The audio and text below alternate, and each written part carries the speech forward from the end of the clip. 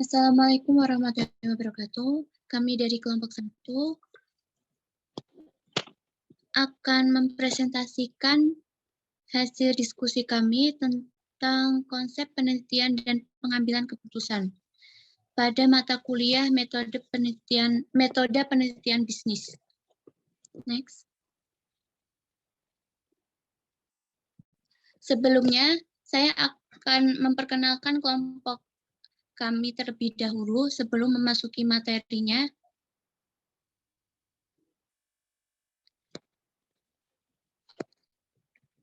Kelompok 1 ini terdiri dari yang pertama saya sendiri, Anissa Septiani dengan MPM 200131. Ada Robi Akbar Maulana dengan MPM 200144. Braga Arianto dengan MPM 200162. Lailatul Hasanah dengan MPM 200141. Muhammad Aulia Zulkarnain dengan MPM 20151 dan yang terakhir ada Wahyu Dwi Antara dengan MPM 200148. Yang pertama saya akan menjelaskan mengenai pengertian metode penelitian. Jadi metode penelitian pada dasarnya merupakan cara ilmiah untuk mendapatkan data dengan tujuan dan kegunaan tertentu. Cara ilmiah berarti kegiatan penelitian itu didasarkan pada ciri-ciri keilmuan, yaitu rasional, empiris, dan sistematis.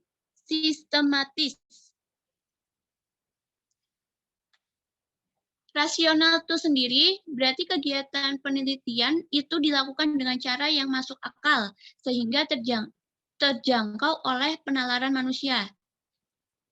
Sedangkan empiris itu berarti cara-cara yang dilakukan itu dapat diamati oleh indera manusia sehingga orang lain itu dapat mengamati dan mengetahui cara-cara yang digunakan. Bedakan cara yang tidak ilmiah. Misalnya mencari data jatuhnya pesawat terbang melalui paranormal. Yang terakhir itu sistematis, artinya proses yang digunakan dalam penelitian itu menggunakan langkah-langkah yang tertentu yang bersifat logis. Dan secara umum, tujuan penelitian juga dibagi menjadi 3 macam, yaitu bersifat penemuan, yang penemuan itu berarti data yang tidak pernah ditemukan oleh siapapun, ada pembuktian, dan yang terakhir ada pengembangan. Dan secara umum juga data yang telah diperoleh dari penelitian dapat digunakan untuk memahami, memecahkan, dan mengantisipasi masalah. Next.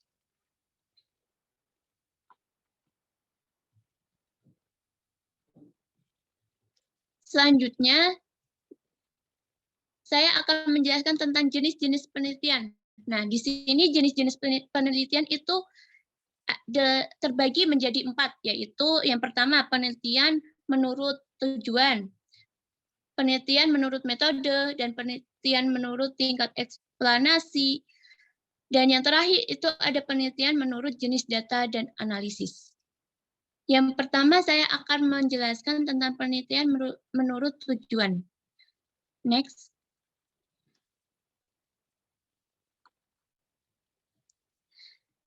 Penelitian menurut tujuan itu dinyatakan oleh sebenarnya ada tiga peneliti, namun di sini hanya saya sebutkan 2, yaitu yang pertama ada Uma Sekaran dari 1994 menyatakan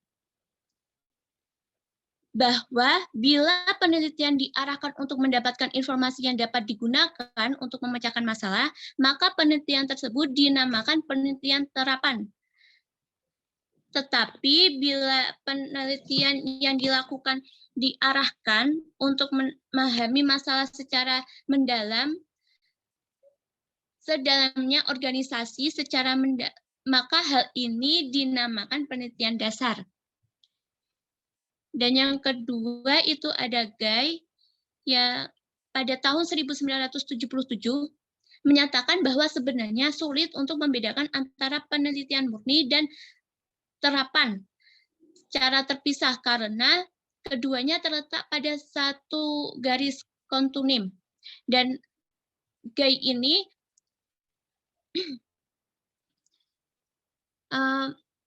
menjelaskan mengenai masing-masing dari penelitian. Yang pertama, penelitian murni atau dasar. Pada umumnya yang dilakukan pada laboratorium dan kondisinya terkontrol dengan ketat. Sedangkan penelitian terapan itu dilakukan dengan tujuan menerapkan, menguji, dan mengevaluasi kemampuan suatu teori yang diterapkan dalam memecahkan masalah-masalah praktis.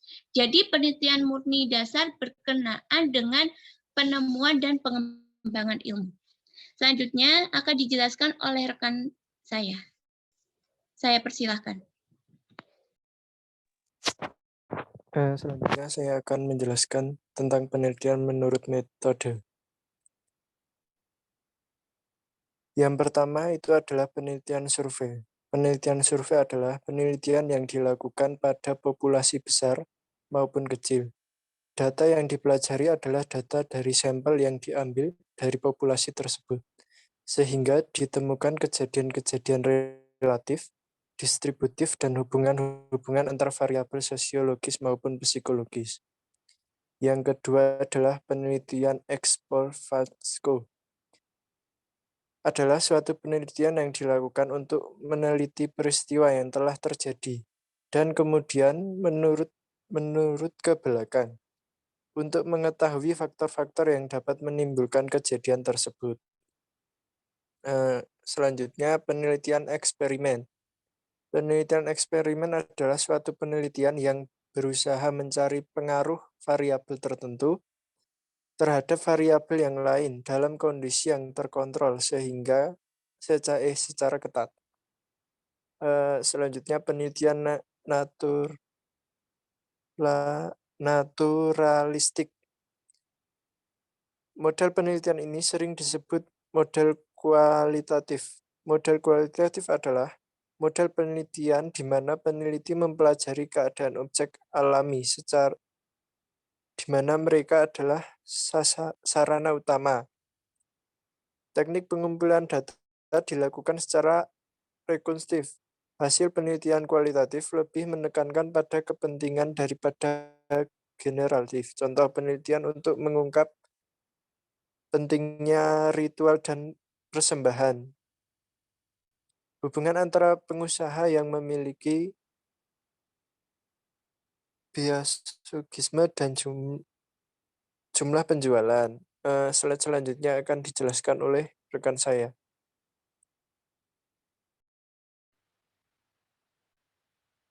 Yang selanjutnya penelitian menurut metode adalah penelitian polisi atau penggunaan metode penelitian pijakan. Ini dimulai karena adanya masalah dan masalah ini pada umumnya dimiliki oleh para administrator atau manajemen atau para pengambil keputusan pada suatu organisasi.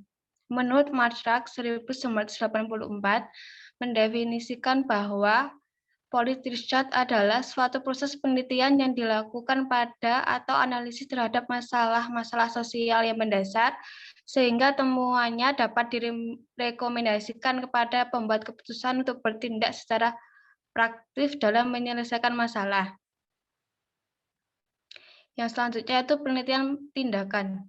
Penelitian tindakan ini merupakan penelitian yang bertujuan untuk mengembangkan metode kerja yang paling efisien, sehingga biaya produksi dapat ditekankan dan produktivitas lembaga dapat meningkat. Penelitian ini juga melibatkan peneliti dan karyawan untuk mengkaji bersama-sama tentang kelemahan dan kebijakan prosedur kerja, metode kerja, dan alat kerja yang digunakan selama ini dan selanjutnya mendapatkan metode kerja baru yang dipandang lebih efisien. Contohnya adalah penelitian untuk memperbaiki prosedur dan metode kerja dalam pembuatan suatu jenis makanan yang diproduksi massal. Nah, selanjutnya itu penelitian evaluasi. Dalam penelitian ini Hal yang khusus penelitiannya adalah dinyatakan bahwa evaluasi, tetapi dalam hal lain juga dinyatakan sebagai penelitian. Sebagai evaluasi berarti hal ini merupakan bagian dari proses pembuatan keputusan, yaitu membandingkan suatu kejadian, kegiatan, dan produk dengan standar dan program yang telah ditetapkan. Dalam penelitian ini terdapat dua jenis penelitian, yaitu penelitian evaluasi formatif yang menekankan pada proses dan evaluasi sumatif yang menekankan pada produk menurut Kidder 1984. Evaluasi formatif ini mendapatkan aspek dari suatu aktivitas dalam proses sehingga dapat digunakan untuk meningkatkan produk. Sedangkan evaluasi sumatif ini menekankan pada efektivitas pencapaian program yang berupa produk tertentu. Yang terakhir adalah penelitian sejarah. Penelitian sejarah ini berkenan dengan analisis yang logis terhadap kejadian-kejadian yang berlangsung di masa lalu. Jadi, penelitian ini tidak mungkin lagi mengamati kejadian yang akan diteliti. Walaupun demikian, sumber datanya bisa primer, yaitu orang yang terlibat langsung dalam kejadian itu atau sumber-sumber dokumentasi yang berkenaan dengan kejadian itu. Tujuan penelitian secara ini menurut ISKA 1981 adalah untuk merekonstruksi kejadian-kejadian masa lampau secara sistematis dan objektif melalui pengumpulan, evaluasi, verifikasi, dan sintesan data dari data diperoleh, sehingga dapat ditetapkan fakta-fakta untuk membuat suatu kesimpulan. Next, selanjutnya akan dijelaskan oleh Mas Rian. Baik, saya akan menjelaskan. Penelitian menurut tingkat eksplanasinya. Penelitian menurut tingkat eksplanasinya. Penelitian yang bermaksud menjelaskan kedudukan variabel yang diteliti serta hubungan antara satu variabel dengan variabel yang lain. Berdasarkan hal ini, penelitian data dikelompokkan menjadi deskriptif, komparatif, dan asosiatif. Yang pertama, penelitian deskriptif adalah penelitian yang dilakukan untuk mengetahui nilai variabel mandiri, baik satu variabel atau lebih, atau independen, tanpa membuat perbandingan atau menghubungkan dengan variabel yang lain. Yang kedua, penelitian komparatif adalah suatu penelitian yang bersifat membandingkan. Contoh, adakah perbedaan keuntungan antara BUMN dengan perusahaan swasta?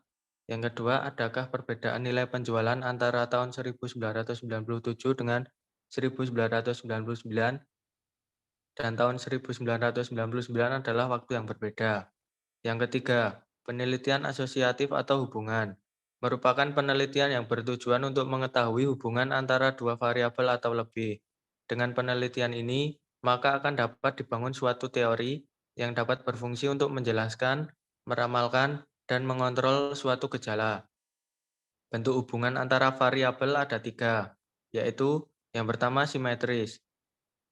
Hubungan simetris adalah suatu bentuk hubungan karena munculnya bersama-sama.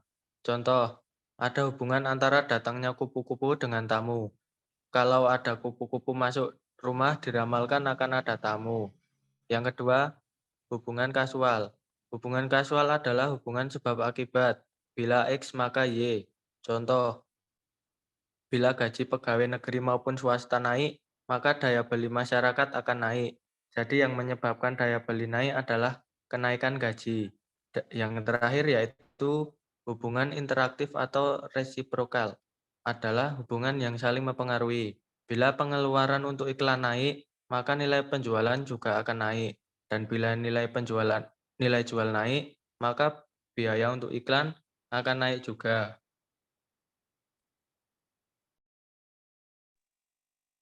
Slide selanjutnya akan dijelaskan oleh teman saya.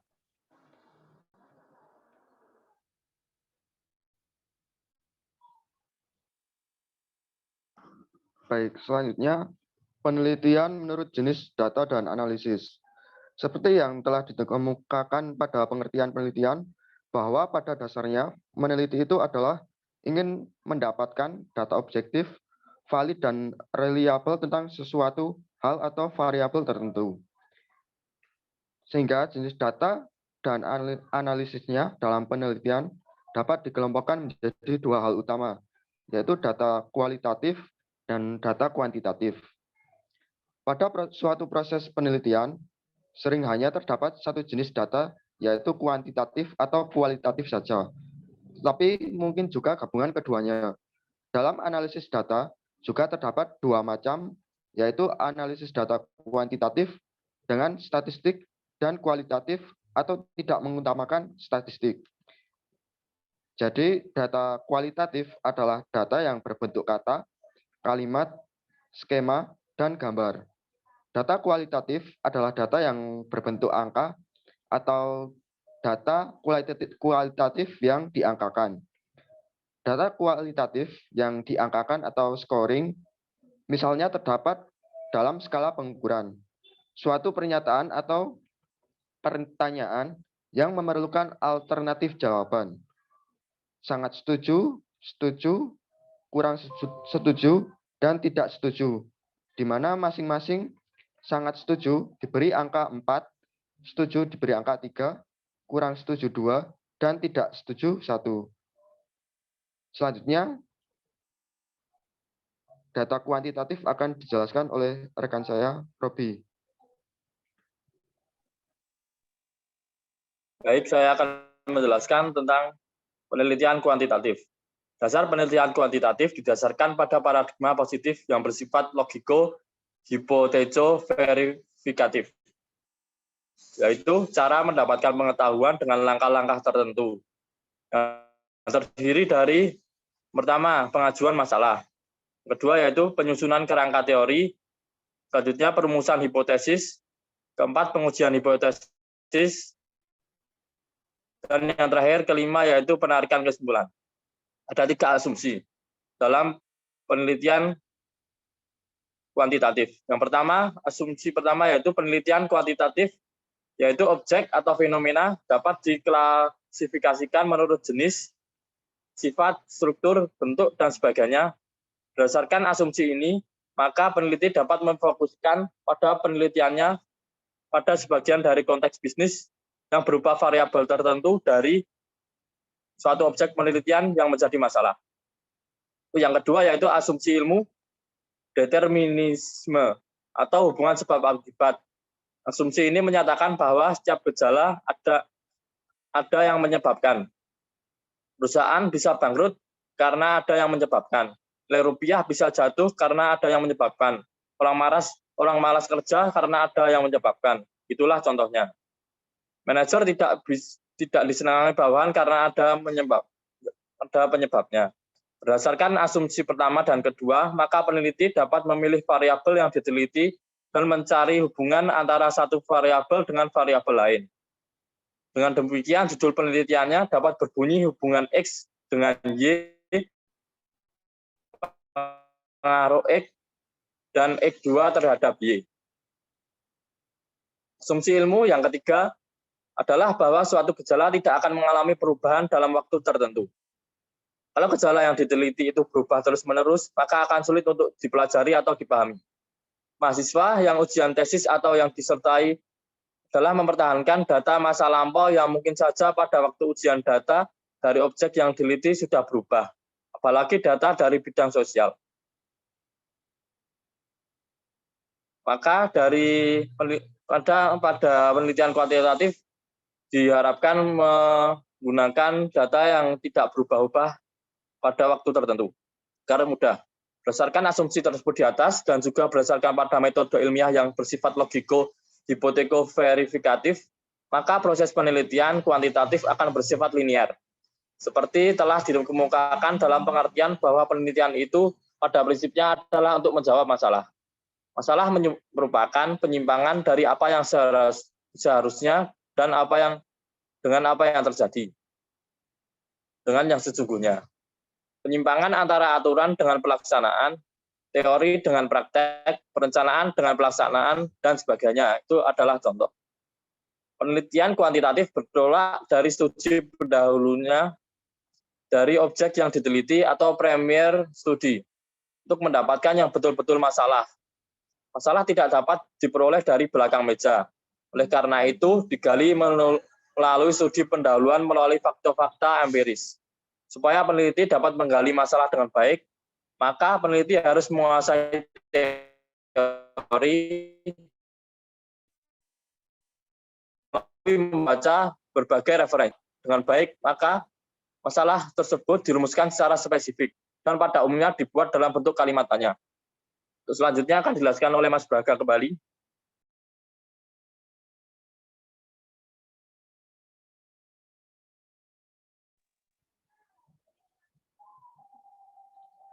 Untuk menjawab rumusan masalah yang sifatnya sementara atau berhipotesis, maka peneliti dapat membaca referensi teoritis yang relevan dengan masalah dan berpikir untuk menguji hipotesis tersebut.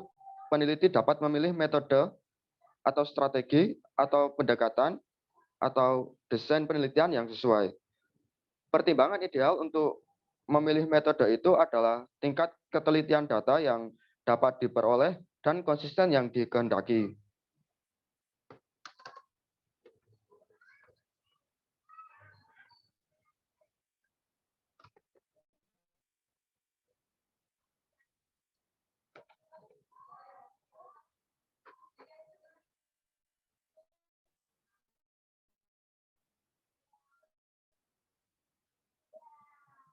Sekian video dari kami. Bila ada kesalahan, mohon maaf.